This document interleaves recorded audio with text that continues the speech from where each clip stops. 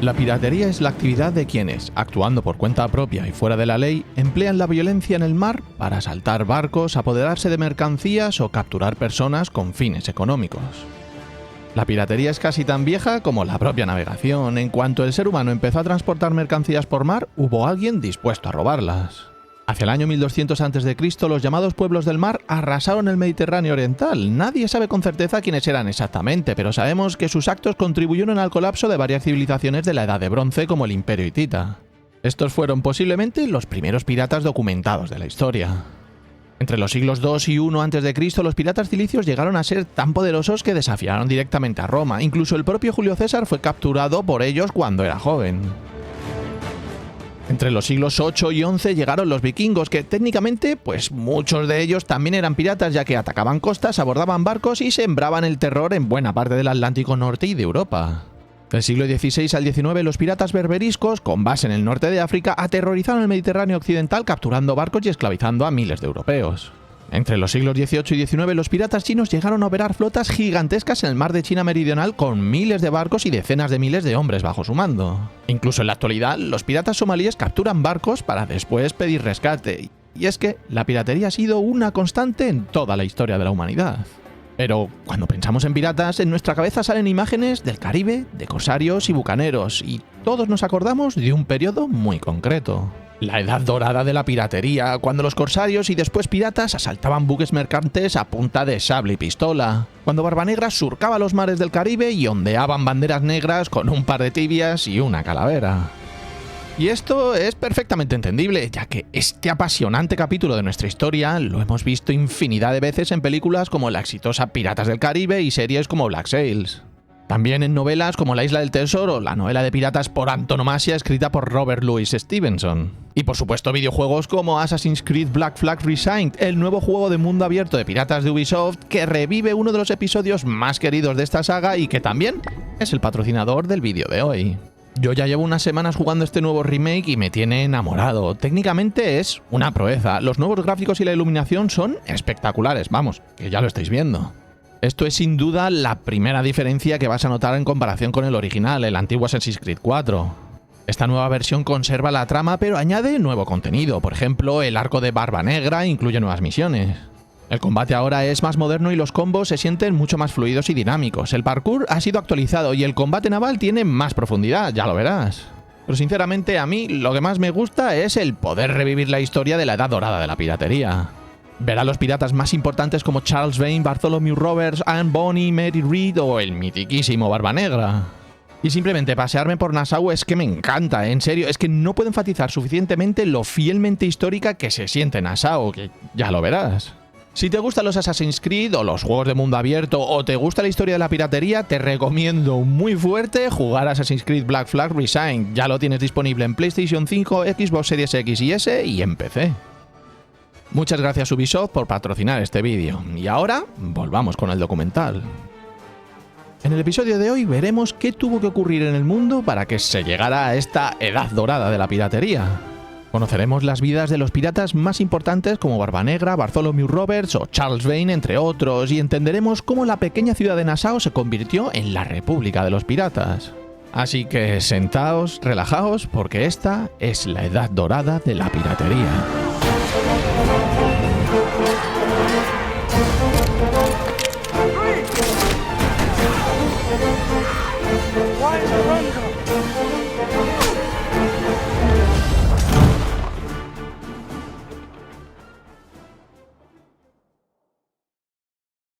Muy buenas a todos, soy Escocés y la edad dorada de la piratería fue el periodo de mayor auge de la piratería aproximadamente entre el 1690 y 1730, cuando los piratas dominaron gran parte del comercio marítimo del Atlántico y del Caribe.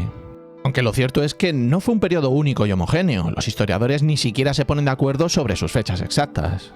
El historiador David Cordingly, en su influyente obra Bajo la bandera negra, sitúa la gran era de la piratería en un marco más amplio, mientras que el profesor Marcus Rediker, una de las voces académicas más citadas sobre el tema, prefiere acortarlo en un periodo mucho más concreto y explosivo, de 1716 a 1726.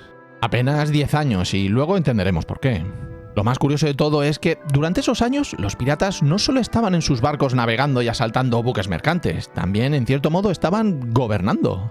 Existió un lugar en mitad del Caribe que funcionó casi como una pequeña república pirata de facto. Se llamaba Nassau, y luego hablaremos en profundidad de ella, igual que de los piratas más famosos. Pero para entender por qué existieron, primero tenemos que entender el mundo en el que vivieron. Nacen marineros, o nacen soldados, o nacen corsarios, y la historia a veces los convierte en otra cosa. Y es que si tuviéramos que resumir en una sola frase por qué estalló la edad de oro de la piratería, sería algo así.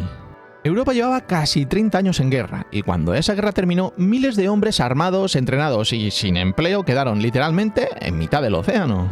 Y para comprender cómo llegaron a haber tantos piratas e incluso a tener su propia ciudad, tenemos que entender primero el contexto histórico. La Guerra de los 9 años. A finales del siglo XVII, Luis XIV había convertido Francia en la mayor potencia militar de Europa. Durante décadas, el llamado Rey Sol expandió sus fronteras a través de guerras y anexiones constantes. El resto del continente empezó a temer que Francia acabara dominando toda Europa. Para impedirlo, se formó la llamada Gran Alianza, integrada por Inglaterra, las Provincias Unidas, es decir, lo que hoy conocemos como los Países Bajos, que entonces era una potencia comercial y naval de primer orden, el Sacro Imperio Romano Germánico, España y varios estados alemanes e italianos. Se podría decir que fue una guerra para frenar el expansionismo francés antes de que fuera imparable. A los estándares de la época fue un conflicto verdaderamente mundial, ya que se luchó en todas partes. Flandes, Alemania, Italia, Irlanda, Cataluña y también en Norteamérica, donde el conflicto se conoció como la Guerra del Rey Guillermo. Y en el mar, todos los bandos utilizaron corsarios. Yo creo que aquí merece la pena detenernos un momento porque hay quien la palabra corsario le confunde constantemente con la palabra pirata, y es que no es lo mismo. Un corsario era como un pirata, pero con permiso oficial. Es decir, operaba bajo lo que se conocía como una patente de corso. Un documento legal emitido por un gobierno que autorizaba a un particular a atacar y capturar barcos enemigos en tiempos de guerra, a cambio de repartir el botín con la corona. Mientras el corsario tuviera ese papel en regla, pues no era un criminal, era técnicamente un combatiente legítimo. Pero ojo, que esto no era nada nuevo. La primera patente de corso registrada de la historia, diferente eso sí de las que veríamos después en el Caribe, data del 1243, cuando el rey Enrique III de Inglaterra concedió licencias a particulares para capturar barcos enemigos a cambio de repartir el botín con la corona. 4 siglos y medio antes de que naciera Barbanegra, ya existía el marco legal que indirectamente haría posible su carrera. La Guerra de los 9 años terminó en 1697 con la firma del Tratado de Ryswick, y la verdad es que nadie obtuvo una victoria decisiva. Por resumir, sería como pues que quedaron empate. Pero el resultado para nuestra historia fue crucial. Miles de marineros habían aprendido durante casi una década a capturar mercantes, abordar barcos y vender el botín de forma legal. Habían adquirido exactamente las habilidades que unos años después pues usarían fuera de la ley. Pero es que poco después llegaría otra guerra todavía más grande. La Guerra de Sucesión Española. Apenas unos años después de aquella paz frágil, Europa volvió a estallar, y esta vez el detonante fue una muerte. En el año 1700 falleció sin descendencia el rey Carlos II de España, el último monarca español de la dinastía de los Habsburgo. Su muerte dejó vacante uno de los imperios más extensos del planeta: España, gran parte de Italia, los Países Bajos españoles, casi toda Hispanoamérica y Filipinas. Había dos candidatos principales al trono. Por un lado, Felipe V de España, nieto de Luis XIV de Francia. Y por el otro lado, el archiduque Carlos, futuro emperador del Sacro Imperio de la dinastía austríaca de los Habsburgo. El gran temor de toda Europa era que Francia y España terminaran gobernadas por la misma familia, creando una superpotencia prácticamente invencible. A favor de Felipe V lucharon Francia y la mayor parte de España, y a favor del archiduque Carlos lucharon Inglaterra, las Provincias Unidas, Austria, Portugal a partir del 1703 y el Reino de Saboya. Fue una de las guerras más grandes del siglo XVIII, con combates en España, Italia, Alemania, los Países Bajos, América, el Caribe, el Mediterráneo y el Atlántico, una auténtica guerra global. Y por supuesto, en esta guerra, las potencias en conflicto también contrataron a decenas de miles de marineros y muchos de ellos navegaron como corsarios, atacando galeones españoles, convoyes franceses, mercantes ingleses y cualquier barco enemigo que se cruzara en su camino. Mientras la guerra duró, todo esto era perfectamente legal, pero cuando la guerra terminó, esos hombres se quedaron sin trabajo.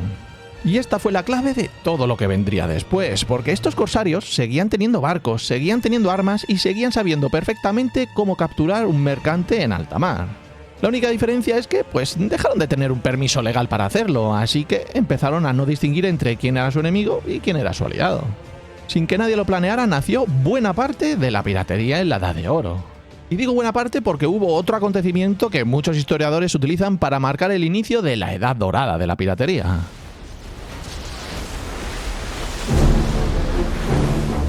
Apenas 2 años después de terminar la guerra, el 31 de julio de 1715, frente a la costa de la actual Florida, un huracán hundió 11 de los 12 galeones españoles que transportaban una enorme cantidad de oro, plata y joyas y donde se ahogaron más de 1.500 marineros. El tema es que debido a la guerra, la salida de las flotas que debían transportar estas riquezas a España se habían retrasado durante años, acumulando este enorme tesoro colonial. La noticia del naufragio atrajo rápidamente a buscadores de tesoros, corsarios y piratas. Uno de los primeros en aprovechar la situación fue Henry Jennings, acompañado por otros antiguos corsarios como Samuel Bellamy. Atacaron los campamentos españoles que intentaban rescatar el tesoro del fondo del mar y se llevaron una enorme parte del botín. Por cierto, sin haceros muchos spoilers, deciros que en el nuevo Assassin's Creed hay unas misiones relacionadas con este suceso. Y las escenas del juego donde se utilizan campanas de buceo y otros equipos de submarinismo rudimentario son muy fieles a lo que se usaron en la realidad. Pero bueno, antes de hablar de los piratas más famosos del Caribe, tenemos que hablar de uno que en realidad ni siquiera operó principalmente en el Caribe, pero protagonizó el golpe pirata más rentable jamás documentado.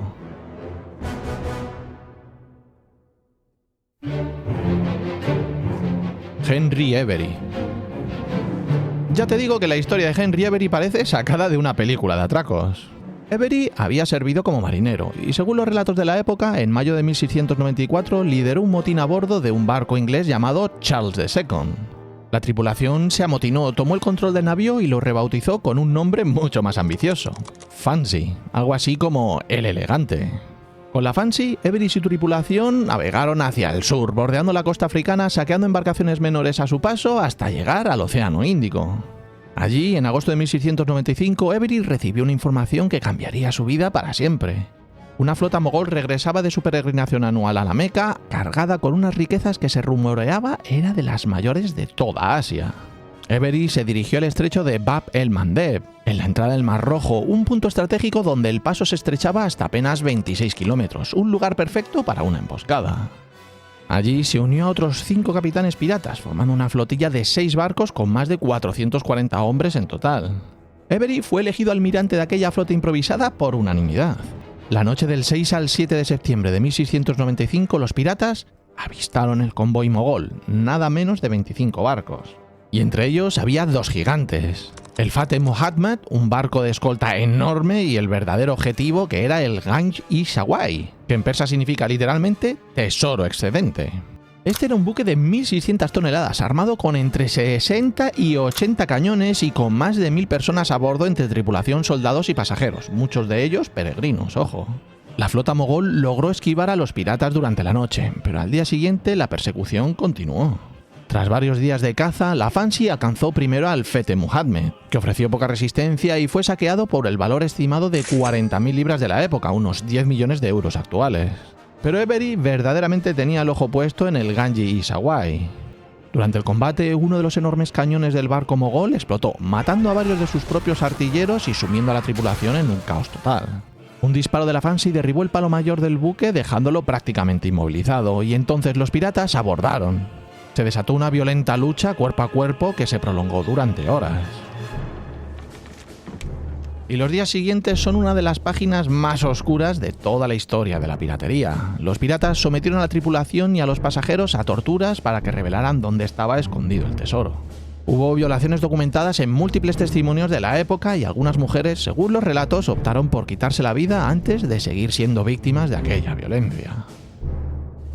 El historiador indio contemporáneo Kafi Khan, una de las fuentes primarias más citadas sobre este episodio, describió cómo los piratas se hicieron con el control absoluto del barco y se llevaron todo el oro y la plata que pudieron cargar.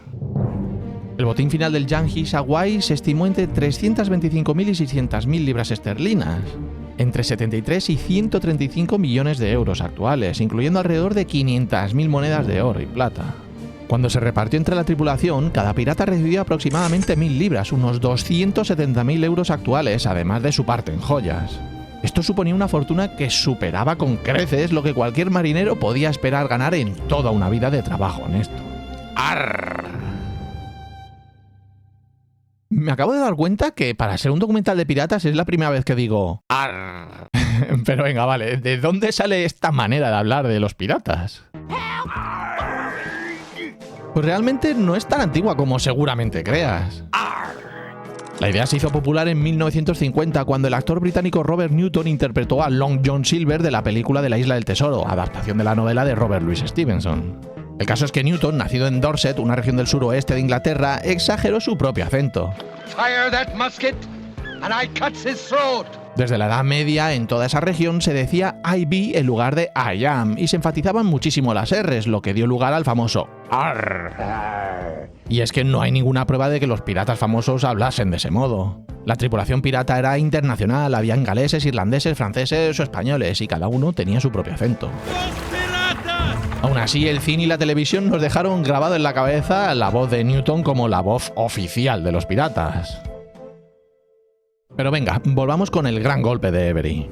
Las consecuencias políticas fueron inmediatas y enormes. El emperador mongol Aurangzeb, furioso, ordenó cerrar varios de los puertos principales comerciales ingleses en la India y responsabilizó directamente a la Compañía de Indias Orientales por las acciones de Avery. La compañía tuvo que compensar al emperador con una suma equivalente al valor robado para evitar que el comercio inglés con la India quedara cortado de forma permanente. Y así comenzó lo que muchos historiadores consideran la primera cacería humana verdaderamente global. Inglaterra puso precio a la cabeza de Henry Avery, excluyéndolo de cualquier perdón real futuro. 6 miembros de la tripulación fueron finalmente capturados, juzgados y ejecutados. Pero, ¿qué pasó con Avery? Tras dividir el botín, Avery navegó de vuelta hacia el Atlántico y llegó a las Bahamas, cerca del actual Nassau, donde se hizo pasar por un comerciante de esclavos para evitar sospechas. Y a partir de ese momento, su rastro se difumina casi por completo. Existen rumores y especulaciones de que pudo retirarse bajo una identidad falsa, quizás en las colonias americanas, quizás de vuelta en Inglaterra, pero no existe ninguna evidencia concreta que confirme qué fue de él. Henry Avery es posiblemente el único gran pirata de su época que nunca fue capturado ni murió en combate. Simplemente desapareció con el botín más grande que jamás se ha conseguido por un pirata en toda la historia. Su legado inspiró canciones, libros, obras de teatro en Londres y, sobre todo, demostró a miles de marineros desempleados que la piratería podía ser literalmente un golpe de una vida. Y aquí es donde el contexto histórico que hemos visto antes empieza a encajar con la historia que estamos contando. Porque tras el fin de la Guerra de Sucesión Española, las patentes de corso no se abolieron oficialmente, simplemente dejaron de renovarse. En 1713 se firmó el Tratado de Utrecht que puso fin a la mayor parte del conflicto, y en 1714 concluyeron las últimas campañas militares y las patentes de corso perdieron su validez. De la noche a la mañana, miles de marineros y corsarios se quedaron sin empleo, muchos volvieron a la vida civil. Pero otros pensaron algo muy simple. Si ayer era legal capturar un mercante francés o español, ¿por qué iba a dejar de hacerlo hoy? Al fin y al cabo, la única diferencia era que ya no tenía permiso del rey, y muchos de estos antiguos corsarios pusieron rumbo a Nassau. Nassau, la República de los Piratas. Entre aproximadamente el 1706 y 1718, Nassau fue conocida de forma informal como la República de los Piratas. Y es importante matizar bien esto, no era un estado independiente ni una república reconocida oficialmente por nadie. Simplemente era un lugar donde los piratas gobernaban de facto porque no existía ninguna autoridad capaz de detenerlos. Esta ciudad sale sorprendentemente bien representada en Assassin's Creed Black Flag Resigned. Sus tabernas, almacenes, muelles, barcos fondeados, marineros y piratas bebiendo y peleando coinciden muy bien con las descripciones históricas. En el juego es el corazón de la historia y el lugar donde se desarrolla gran parte de la trama, y es que en el Nassau real vivieron y operaron algunos de los nombres más famosos de toda la historia de la piratería. Benjamin Hornigold, considerado uno de los fundadores de la comunidad pirata de Nassau, Edward Teach, que era barba negra, que aprendió el oficio precisamente bajo el mando de Hornigold, Charles Vane, Anne Bonny, Mary Read. Todos ellos en algún momento pasaron por aquel puerto, y también déjame que te diga que son personajes principales en el nuevo Black Flag. El tema es que a Nassau llegaban muchos barcos con el botín obtenido en alta mar y lo vendían a comerciantes locales que, convenientemente, rara vez hacían demasiadas preguntas sobre su procedencia. Quizá pienses que Nassau era una ciudad completamente caótica, pero la realidad es algo más matizable. Los piratas reparaban sus barcos, contrataban marineros, vendían mercancías robadas, compraban armas, pólvora y comida y gastaban enormes cantidades de dinero en las tabernas locales. Y vale, no existía un gobierno pirata formal, eso es cierto, pero los capitanes más respetados ejercían una influencia enorme sobre el resto de la comunidad. Pero, ¿por qué Nassau precisamente y no cualquier otro puerto del Caribe? Pues principalmente por 3 razones principales. La primera es que es un puerto excelente. Nassau contaba con un puerto natural muy bien protegido por arrecifes. Los grandes buques de guerra tenían serias dificultades para acercarse, mientras que los barcos piratas, normalmente más pequeños y mucho más rápidos, podían entrar y salir con relativa facilidad. La segunda razón es que apenas había autoridad. Durante la Guerra de Sucesión Española, las autoridades británicas prácticamente abandonaron la isla. En 1703 y 1706, fuerzas franco-españolas atacaron Nassau y destruyeron gran parte del asentamiento. Muchos colonos huyeron y cuando la guerra terminó, el gobierno británico apenas tenía presencia real allí. Y este vacío de poder pues fue aprovechado con rapidez y eficacia por los piratas. Y la última razón, y no por ello menos importante, es que su ubicación era perfecta. Desde Nassau era extraordinariamente fácil interceptar los barcos que navegaban entre el Caribe, las 13 colonias inglesas, Europa, la Florida española y Cuba. En la práctica era una auténtica autopista del comercio atlántico y los piratas tenían una especie de peaje propio instalado justo en mitad del camino. Como os decía, en Nassau vivieron, operaron o por lo menos pasaron frecuentemente los piratas más famosos e importantes de la Edad de Oro de la piratería. Edward Teach, Barba Negra. Si hay un hombre que resume por sí solo toda la Edad de Oro de la piratería, ese era Barba Negra. Se cree que nació hacia el 1680, probablemente en Bristol, Inglaterra, aunque como con tantos otros piratas de la época, los detalles de su vida antes de la piratería son escasos y poco fiables. Lo que sí sabemos con cierta seguridad es que sirvió como corsario británico durante la Guerra de Sucesión Española y que hacia el 1716 dio un salto definitivo a la piratería, colaborando inicialmente con Benjamin Harting Gould antes de formar su propia flotilla. Su barco más célebre y probablemente el más famoso de toda la historia de la piratería fue el Queen Anne's Revenge, una nave francesa que originalmente se llamaba la Concorde, dedicada al comercio de esclavos y que Barba Negra capturó y transformó en un auténtico buque de guerra armado con unos 40 cañones. Con ella llegó a comandar a varios cientos de hombres y a realizar incursiones constantes contra mercantes tanto en el Caribe como en las colonias británicas de Norteamérica. Pero lo que verdaderamente convertiría a Edward Teach en una leyenda no fueron solo sus capturas, sino su imagen. Y esa imagen, según todos los indicios, fue completamente deliberada. Los relatos de la época describen cómo trenzaba su barba negra con cintas de colores y colocaba mechas encendidas bajo el ala de su sombrero durante los combates, creando una silueta envuelta en humo que parecería sacada directamente del infierno. Y es que el objetivo no era necesariamente luchar, era aterrorizar tanto a sus víctimas que se rindieran sin oponer resistencia, evitando así el riesgo de un combate real. Mi pirata favorito siempre ha sido Barba Negra, y eso que no fue ni el más exitoso ni el más despiadado, la verdad, pero ese aura, ese miedo que intentaba infundir en sus enemigos, la estética del personaje con sus mechas encendidas bajo el sombrero hace que sea mi preferido. Y ese es otro de los motivos por el que estoy disfrutando tanto de este nuevo Assassin's Creed. En el juego, Barba Negra es uno de los personajes principales y participamos con él en misiones navales. Y además, probablemente es el personaje histórico más realista dentro del juego. Y no solo por lo de las mechas encendidas bajo el sombrero, o porque su barco sea exactamente igual al que tuvo, sino porque defendió el ideal de una vida libre del control de reyes e imperios, igual que hizo en la vida real. Pero ojo, que acabo de decir que no fue el más despiadado, aunque su fama le preceda. Expliquemos esto. Muchas de las historias sobre la supuesta crueldad extrema de Barba Negra proceden de relatos posteriores a su muerte, y algunas de ellas sencillamente no pueden ser verificadas con fuentes de la época. La imagen del monstruo sanguinario que asesinaba sin piedad es, en gran parte, una construcción literaria posterior. Lo que sí está bien documentado es que Barba Negra prefería la intimidación a la violencia directa. Al fin y al cabo, un pirata muerto en combate no puede contar lo aterrador que era. Un superviviente, en cambio, sí que podía. Y ahora un momentito, déjame hacer una pausa aquí que os quiero contar una curiosidad sobre Barba Negra. En el año 2015, arqueólogos excavaron los restos del Queen Anne's Revenge, el barco hundido de Barba Negra en las costas de Carolina del Norte, encontrando un instrumental médico verdaderamente perturbador. Entre varios objetos hallaron una jeringa uretral que, según el análisis químico, había contenido mercurio. Por si no lo sabes, en aquella época el mercurio se usaba para tratar la sífilis. Este era el llamado Gran Mal francés, una enfermedad de transmisión sexual extraordinariamente común entre los marineros y soldados, y el mercurio era, hasta el descubrimiento de la penicilina en el siglo XX, el tratamiento más estándar. El procedimiento consistía efectivamente en introducir mercurio líquido directamente en la uretra mediante una jeringa con la esperanza de que combatiese la infección. El problema, como ya te estarás imaginando, es que el mercurio no cura la sífilis. Lo que sí que hace con el uso continuado es provocar pérdida de dientes, daño renal severo, temblores y, en última instancia, intoxicación y la muerte. La arqueóloga Linda Kearns McNaughton, que lideró el estudio de estos hallazgos, lo resumió de forma muy directa. Al final, el mercurio te mata. Ahora bien, creo que es muy importante ser precisos aquí. No existe ninguna evidencia documentada directa de que el propio Edward Teach padeciera sífilis como muchos creen. Todo lo que sabemos con certeza es que este instrumental médico viajaba a bordo de su barco insignia, lo que sugiere que la enfermedad era un problema real entre su tripulación, algo, por otro lado, muy común en la marinería de la época.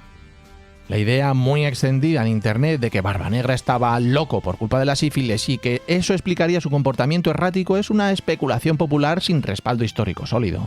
Lo que tenemos son indicios médicos de una enfermedad presente a bordo, no un diagnóstico confirmado sobre el propio capitán. Es una diferencia bastante importante, creo yo. Pero bueno, durante 1717 y buena parte de 1718, Barbanegra protagonizó algunos de los episodios más célebres de toda la Edad de Oro. Bloqueó el puerto de Charleston en Carolina del Norte reteniendo barcos y exigiendo un rescate a la ciudad a cambio de liberar sus rehenes. Curiosamente, entre sus exigencias se encontraba precisamente un cofre lleno de medicinas.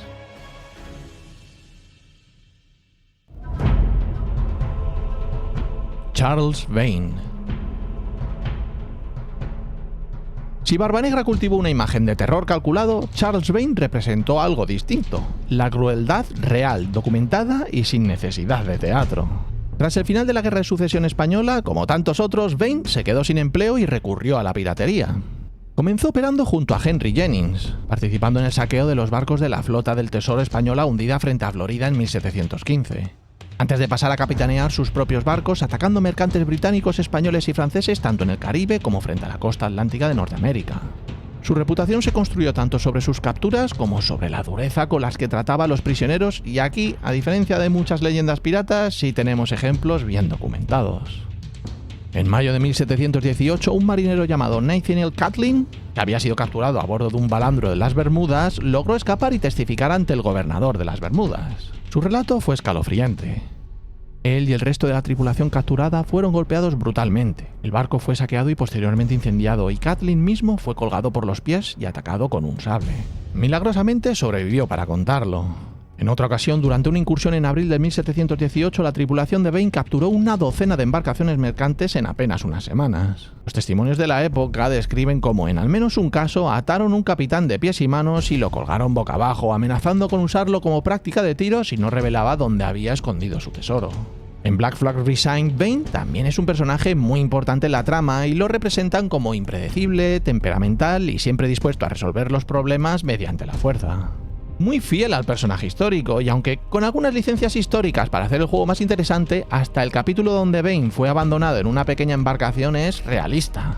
Pero bueno, esa parte de su vida os la cuento un poquito más adelante. A diferencia de la mayoría de capitanes de su época, que solían respetar a los prisioneros que se rendían sin luchar, en parte por eso animaban a futuras víctimas a rendirse sin resistencia, Vane tenía fama de torturar y en ocasiones asesinar incluso a quienes se entregaban pacíficamente. Esto generó fricciones con otros piratas que veían cómo su reputación de crueldad ponía en riesgo la estrategia general de intimidación sin violencia que tanto Barbanegra como otros capitanes preferían utilizar. Y esto nos lleva a un tema que hay que abordar antes de seguir con el resto de nuestros piratas. ¿Qué reglas, si es que había alguna, regían realmente la vida a bordo de un barco pirata? El código de la piratería. Y este es un mito que nos conviene desmontar desde ya y de raíz. No existió nunca un único código pirata universal como el que aparece en las películas. Lo que sí existió, y esto es mucho más interesante, fueron los llamados artículos de acuerdo. Una especie de contrato que cada tripulación redactaba y aceptaba antes de zarpar, normalmente al mismo tiempo que elegían a su capitán y a su contramaestre. Lo que solían incluir estos artículos variaba de un barco a otro, pero compartían una estructura común sorprendentemente sofisticada. En primer lugar, el reparto del botín. Generalmente el capitán y el contramaestre recibían 2 partes cada uno. El maestro artillero y contramaestre de cubierta 1 parte y media, otros oficiales 1 parte y cuarto y el resto de la tripulación 1 parte cada uno. Comparado con la marina mercante o la armada real de la época, era un sistema muchísimo más igualitario. En segundo lugar, algo verdaderamente adelantado a su tiempo, las indemnizaciones por heridas. Los artículos de Bartholomew Roberts, que veremos en un momento, especificaban compensaciones concretas.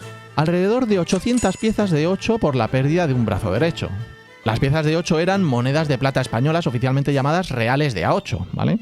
700 por el brazo izquierdo, 600 por una pierna derecha, 500 por la izquierda y 100 por la pérdida de un ojo. Era más o menos un sistema de seguro de invalidez laboral, varios siglos antes de que existiera nada parecido en la legislación de cualquier país europeo. Y aquí abro otro pequeño paréntesis para explicar una curiosidad. Acabo de decir 100 reales de A8 por un ojo. ¿Y el parche pirata iba incluido? No, claro que no iba incluido. De hecho, según algunos historiadores, los parches no siempre tuvieron la función de cubrir una herida u ojo perdido, sino que su fin era mucho más ingenioso. Tengamos en cuenta que los piratas se tenían que mover constantemente entre la cubierta del barco, donde el sol y el reflejo del mar los deslumbraban, y las oscuras bodegas del navío. El problema está en que los ojos pueden llegar a tardar 20 minutos en adaptarse a la oscuridad, y eso no era ideal en mitad de una operación de combate. Según una teoría muy extendida, su solución fue usar un parche. Cubriendo un ojo siempre tenían uno adaptado a la falta de luz. Cuando bajaban a las bodegas solo tenían que cambiar el parche de ojo y listo, ya podían ver en la oscuridad sin esperar. Pero bueno, sigamos con los artículos de acuerdo más comunes. En tercer lugar, existía la prohibición estricta de robar a los propios compañeros. El castigo por esto solía ser muy severo, desde el abandono en una isla desierta, lo que conocemos popularmente como marooning, hasta, en los casos más graves, la muerte. Prohibición de peleas internas, de juegos de azar por dinero, de fumar o usar llamas en zonas con pólvora, horarios para el descanso. Algunos artículos de hecho garantizaban que los músicos de la tripulación tuvieran el domingo libre, y en muchos casos normas estrictas sobre la presencia de mujeres y niños a bordo, generalmente prohibidas salvo excepciones muy concretas. En ciertos sentidos estos sistemas eran democráticos, sí, de verdad, y de una forma genuinamente notable para la época. El capitán era elegido por votación de toda la tripulación y podía ser destituido por la misma vía si se le consideraba cobarde, abusivo o incompetente. Además, el poder estaba dividido. El capitán mandaba durante el combate, pero el contramaestre, también elegido democráticamente, se encargaba de repartir el botín, resolver disputas y administrar los castigos por faltas menores. Era en la práctica un sistema de pesos y contrapesos que algunos economistas modernos como Peter Leeson han comparado con mecanismos de control de poder muy similares a los de los gobiernos europeos posteriores. Pero por supuesto, no nos engañemos, esto no era una utopía igualitaria. Las mujeres, salvo casos excepcionales como los que veremos luego, no tenían cabida en este sistema. Y los castigos cuando se aplicaban podían ser extraordinariamente brutales. Pero dentro del contexto de comienzos del siglo XVIII, cuando la mayoría de monarquías europeas eran absolutas y el voto era un privilegio reservado a una minúscula élite, el hecho de que tripulaciones de fuera de la ley estuvieran practicando una forma rudimentaria de democracia directa es, cuando menos, una de las paradojas más fascinantes de toda esta historia. Y si hablamos de sistemas sofisticados, ningún pirata de la época llevó la disciplina y la organización tan lejos como nuestro siguiente protagonista.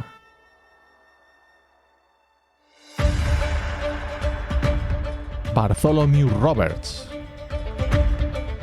Si le preguntáis a cualquier historiador especializado en piratería quién fue, en términos puramente numéricos, el pirata más exitoso de toda la Edad de Oro, la respuesta probablemente no será Barba Negra, será Bartholomew Roberts. Nacido como John Roberts hacia el 1682 en Pembrokeshire, en Gales, trabajó durante años como marinero mercante, incluyendo un periodo en un barco dedicado al comercio de esclavos. En 1719 su barco fue capturado por la tripulación pirata de Howell Davis. Y Roberts, según algunas fuentes, de forma voluntaria, según otras casi forzada, se unió a ellos. Tan solo 6 semanas después, Davis murió en una emboscada y la tripulación, sorprendentemente, a pesar del poco tiempo que llevaba entre ellos, eligió a Roberts como su nuevo capitán porque ya había demostrado ser un excelente navegante, muy inteligente y con un fuerte carácter. En Assassin's Creed Black Flag Resign, Tras la elección de Roberts como capitán, hay una escena donde da un emotivo discurso que representa a la perfección los principios y motivos de los piratas. Puedes pensar que el juego se toma esta licencia histórica del discurso para mejorar la trama y el arco de los personajes, pero no. El juego toma este discurso de la biografía de Roberts incluida en A General History of the Pirates, que es un libro británico publicado en 1724 que reúne biografías de piratas de la llamada Edad de Oro de la piratería. Este libro es atribuido al seudónimo Captain Charles Johnson y ejerció una enorme influencia sobre la imagen popular de los piratas, aunque los historiadores modernos consideran que mezcla hechos históricos con una considerable elaboración literaria. Pero volvamos con la vida de Bartholomew Roberts. Justo después de convertirse en capitán cambió su nombre de John a Bartholomew, posiblemente para dificultar que las autoridades británicas lo identificaran, y también se le conoció como Black Bart. Lo que siguió fue la carrera pirata más eficaz de toda la historia. Bajo su mando, sus barcos operaron en el Atlántico, el Caribe, la costa occidental de África, Brasil e incluso llegaron hasta aguas de Terranova, capturando varios cientos de embarcaciones mercantes. La cifra que aparece de forma constante en los registros históricos es completamente asombrosa. Más de 400 barcos capturados en apenas 3 años de carrera como capitán. Ningún otro pirata de la Edad de Oro se acerca siquiera a esa cifra. En junio de 1720, Roberts entró en el puerto de Trepassey, en Terranova, con las banderas negras desplegadas, los tambores sonando y las trompetas anunciando su llegada. El puerto contenía 28 barcos mercantes y 150 embarcaciones de pesca. Todos sus capitanes, aterrorizados solo por la reputación de Roberts, los abandonaron sin disparar un solo tiro. Pero su episodio más célebre y más brutal fue la captura del gobernador de Martinica. Roberts se aproximó a un barco haciéndose pasar por un mercante francés inocente. Y cuando estuvo suficientemente cerca abrió fuego con toda su artillería. A bordo de aquel barco viajaba, como te decía, el gobernador de Martinica, Florimond Harold, quien había enviado anteriormente naves para perseguir a Roberts. La venganza fue inmediata y teatral. Roberts lo colgó del penol de su propio barco insignia frente a toda su tripulación. Pero ahora bien, Roberts era un personaje de contradicciones fascinantes. A diferencia del estereotipo del pirata desorganizado y caótico, era conocido por imponer una disciplina extraordinariamente estricta a bordo. Vestía con prendas llamativas de seda escarlata y joyas, observaba religiosamente el descanso del domingo e incluso llevaba un capellán a bordo para oficiar los servicios religiosos. Y en una de las curiosidades más repetidas sobre su vida se dice que prefería beber té antes que ron, algo absolutamente excepcional entre la marinería de la época. Pero esa imagen casi refinada no debe confundirnos. Roberts también fue responsable de actos de extrema violencia. Hay testimonios documentados de un encuentro con un barco holandés en el que, ante la negativa de entregar cierta información, ordenó cortar las orejas de los prisioneros si no cooperaban. Y a pesar de haber trabajado él mismo en barcos de esclavos, mostró un desprecio absoluto por la vida de las personas esclavizadas que encontraban en sus capturas, sin que su propio pasado pareciera generarle ningún tipo de reflexión moral sobre el asunto. El nombre Royal Fortune fue utilizado por Roberts para varios de sus buques insignia sucesivos, conforme iba cambiando de barco a medida que capturaba embarcaciones más grandes y mejor armadas. Sus banderas piratas, sus Jolly Rogers, son una de las más conocidas de toda la historia de la piratería. Una mostraba a Roberts bebiendo una copa de vino junto a un esqueleto o un diablo sosteniendo una lanza ardiente. La otra lo representaba de pie sobre las calaveras marcadas con las letras ABH y AMH. Del inglés, una cabeza de Barbados y una cabeza de Martinica, una referencia directa a los gobernadores de ambas islas que habían intentado capturarlo. Estas imágenes, más que cualquier otra cosa, contribuyeron de forma decisiva a construir el imaginario popular que todos tenemos hoy sobre los piratas.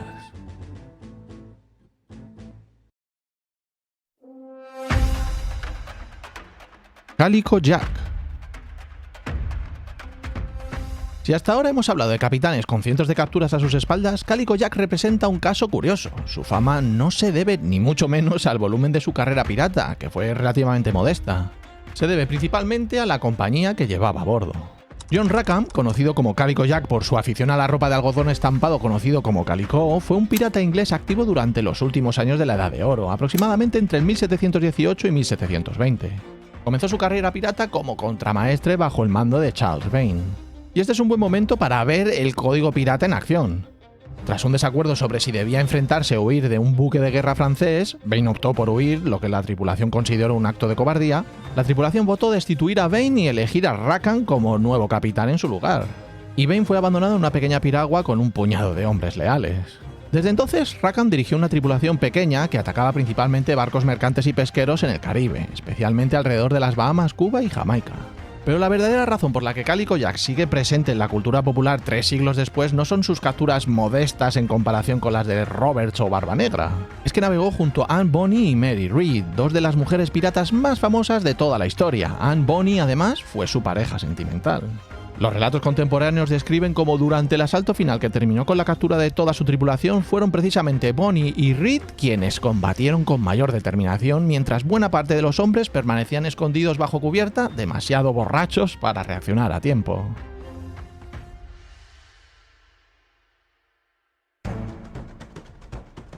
Anne Bonny. Anne Bonny fue una pirata de origen irlandés que operó en el Caribe durante los últimos años de la Edad de Oro, principalmente entre 1718 y 1720. Aunque su carrera pirata fue breve, apenas unos meses de actividad real, se convirtió en una de las mujeres más conocidas asociadas a la piratería y su vida ha inspirado siglos de libros, películas y de nuevo juegos como el nuevo Assassin's Creed, donde tiene un papel muy importante en la trama. Su trayectoria está estrechamente vinculada a la de John Rackham, con quien comenzó una relación tras abandonar a su esposo James Bonny en Nassau. Junto a Rackham y junto a Mary Read, que también formaba parte de la tripulación, Bonny participó activamente en los asaltos del William, el barco que Rackham y sus hombres robaron del propio puerto de Nassau en agosto de 1720. Lo más llamativo de su caso es que, a diferencia de lo que sugiere gran parte de la cultura popular, Bonny no ocultaba completamente su condición de mujer ante el resto de la tripulación. Sin embargo, sí se vestía como un hombre durante los combates y la actividad pirata propiamente dicha, posiblemente para evitar la superstición muy extendida entre los marineros de la época de las mujeres a bordo traían mala suerte.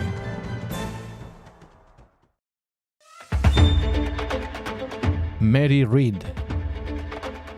Mary Read, nacida hacia 1690, es recordada por haber navegado junto a Calico Jack Rackham y Anne Bonny, y por ser una de las pocas mujeres cuya condena formal por piratería está efectivamente documentada en los registros judiciales de la época. Y aquí es importante hacer un matiz de rigor histórico. Gran parte de la biografía de Read procede del relato más influyente de la época, el de Charles Johnson, que mezclaba hechos comprobados con elementos claramente literarios. Ya hemos hablado antes de esto. Según ese relato, la madre de Read la habría vestido como un niño desde muy pequeña para poder seguir cobrando una ayuda económica familiar destinada a un varón. Más adelante, y siempre según esta fuente, habría servido como marinero y soldado disfrazada de hombre, se habría casado tras una etapa en el ejército y tras enviudar habría regresado al mar. Aunque esta narración ha marcado de forma indeleble su imagen histórica, los especialistas advierten que no todos estos episodios pueden verificarse con certeza absoluta. Lo que sí parece estar mejor documentado es su etapa final. Read terminó en el Caribe y se integró en la tripulación de Calico Jack, donde coincidió con Anne Bonny, con quien forjó una relación de confianza y, según los relatos de la época, de auténtica complicidad en el combate. Y con esto hemos conocido las vidas de los grandes piratas de la Edad de Oro de la piratería, más concretamente sus vidas hasta el año 1717, porque en ese año la corona británica había decidido finalmente acabar con los piratas. El fin de la Edad de Oro de la piratería. En 1717, el rey Jorge I de Gran Bretaña cambió por completo de estrategia. En lugar de volver a conceder patentes de corso, como se había hecho tradicionalmente al final de cada guerra, optó por una solución distinta y mucho más inteligente: el perdón del rey. La proclamación, emitida el 5 de septiembre de 1717, ofrecía un indulto completo a cualquier pirata que abandonara la piratería y se entregara a un gobernador colonial antes de una fecha determinada. Era, en esencia, una oferta que muchos antiguos corsarios y piratas, cansados ya de vigilar constantemente por encima del hombro, no podían rechazar fácilmente. En 1718 llegó a Nassau el nuevo gobernador Woodes Rogers con una flota de guerra y autoridad oficial. Su misión era acabar con la República Pirata, restaurar la autoridad inglesa, ofrecer el perdón del rey a los piratas que se rindieran y perseguir a los que se negaran. En el juego nosotros somos piratas, así que lo vemos como un cazapiratas y nuestro enemigo, claro. Y de hecho, el peso de este personaje en la trama es enorme, igual que en la vida real. Muchos antiguos piratas, entre ellos figuras fundadoras de la comunidad de Nassau como Benjamin Hornigold, aceptaron el indulto y regresaron a una vida legal. Algunos de ellos incluso convirtiéndose en cazadores de piratas al servicio de la misma corona que antes los perseguía. Quienes lo rechazaron, en cambio, fueron perseguidos sin tregua y en muchos casos ejecutados. Pero, ¿qué pasó exactamente con los piratas que hemos conocido en este capítulo?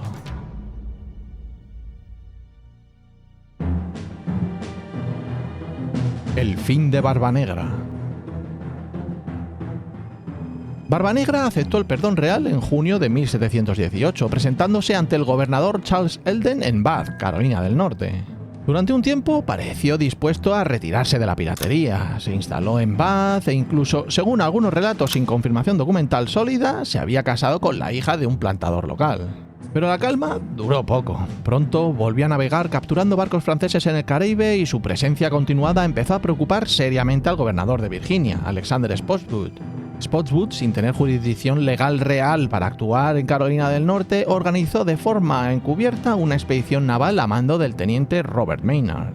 El 22 de noviembre de 1718, Maynard localizó a Barbanegra en el estrecho de Ocracoke. Tras una noche de tensa espera, el combate se desató al amanecer. Fue una lucha brutal y cuerpo a cuerpo.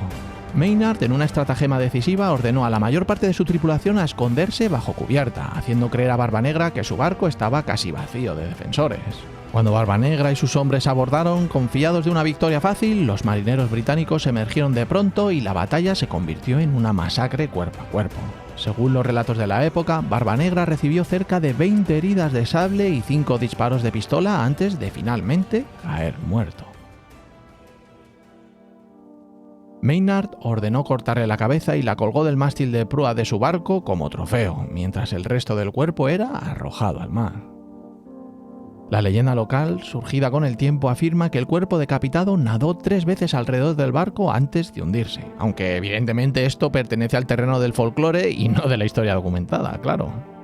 Y así terminó en apenas 2 años de carrera pirata activa la vida del pirata más famoso de la historia.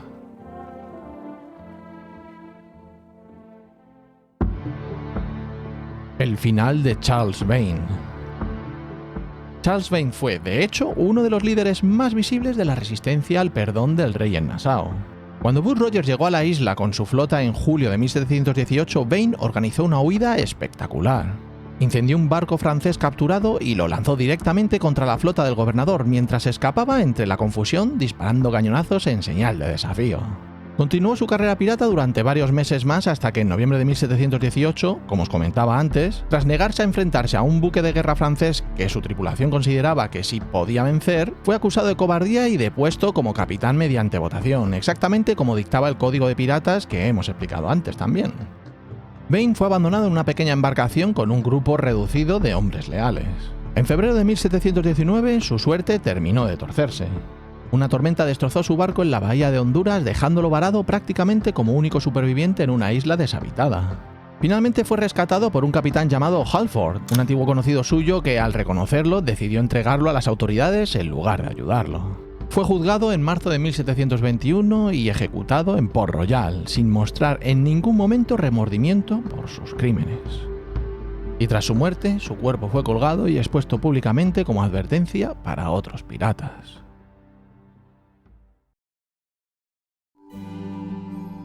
El final de Bartholomew Roberts. Roberts nunca aceptó ningún perdón real. Su carrera pirata comenzó, de hecho, después de que el periodo de gracia ya hubiera terminado, así que jamás tuvo intención de rendirse. A medida que sus capturas crecían, también crecía la presión de las autoridades británicas. En 1721 las autoridades enviaron 2 buques de guerra, el Swallow y el Weymouth, especialmente para darle caza.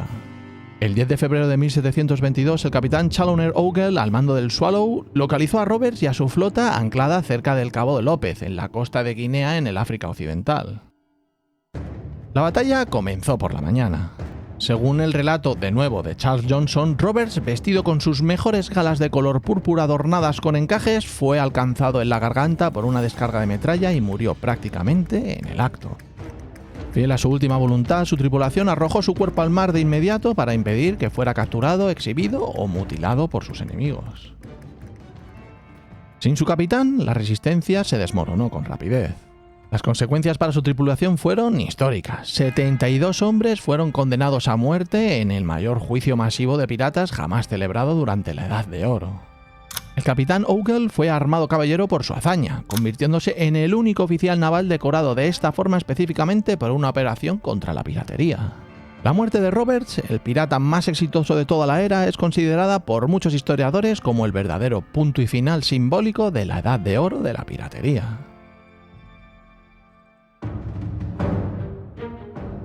El final de Calico Jack. Rackham sí llegó a aceptar el perdón del rey en algún momento, instalándose durante un tiempo en Nassau bajo el gobierno de Woodes Rogers.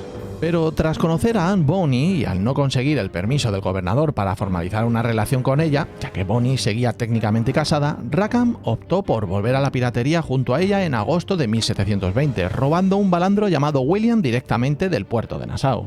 Pero su segunda carrera pirata duró apenas unos meses. El 15 de noviembre de 1720, mientras la tripulación celebraba completamente ebria una captura reciente frente al Negril Point, un balandro al mando del cazador de piratas Jonathan Barnett los abordó por sorpresa.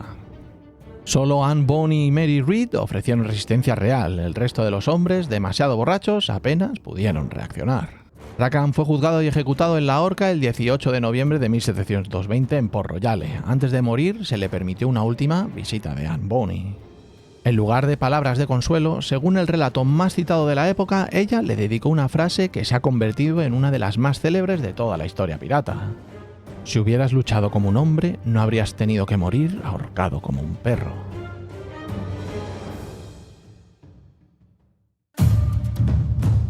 El final de Anne Bonny. Anne Bonny fue juzgada junto a Mary Read el 28 de noviembre de 1720. Ambas fueron declaradas culpables por unanimidad y sentenciadas a muerte. Pero justo después de escuchar la sentencia, ambas revelaron al tribunal algo que cambiaría por completo su destino. Estaban embarazadas. Según la legislación inglesa de la época, conocida popularmente como alegar el vientre, una mujer embarazada no podía ser ejecutada hasta haber dado a luz. Y esto les concedió una suspensión temporal de la pena. A partir de aquí, el rastro histórico de Anne Bonny se vuelve sorprendentemente confuso. No existe ningún registro oficial confirmado de su ejecución ni de su liberación formal. Algunas fuentes sugieren que su padre, un abogado adinerado, podría haber utilizado sus influencias para conseguir su liberación a cambio de una suma de dinero al gobernador Lewis. Según esta versión, habría regresado a Carolina del Sur, donde habría vivido el resto de su vida bajo una identidad discreta, llegando a fallecer, según algunos registros menos rigurosos, en 1782, ya con más de 80 años. Pero insistimos que esto pertenece al terreno de la tradición histórica más que al de una certeza documentada.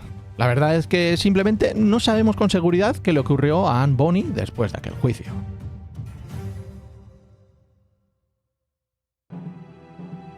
El final de Mary Read.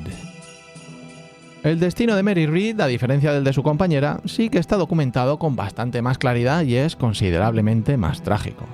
Tras ser sentenciada junto a Bonny y conseguir también la suspensión temporal de su ejecución por estar embarazada, Read murió en prisión en abril de 1721, antes incluso de que se resolviera formalmente su caso.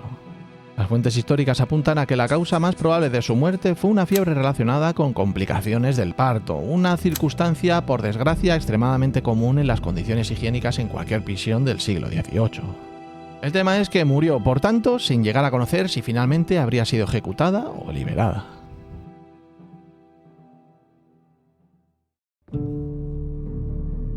Y así, en apenas una década, se apagó casi por completo la edad de oro de la piratería. Barbanegra decapitado en una playa de Carolina del Norte. Bartholomew Roberts hundido en el mar frente a la costa de África vestido con sus mejores galas. Charles Vane y Calico Jack colgados en Jamaica.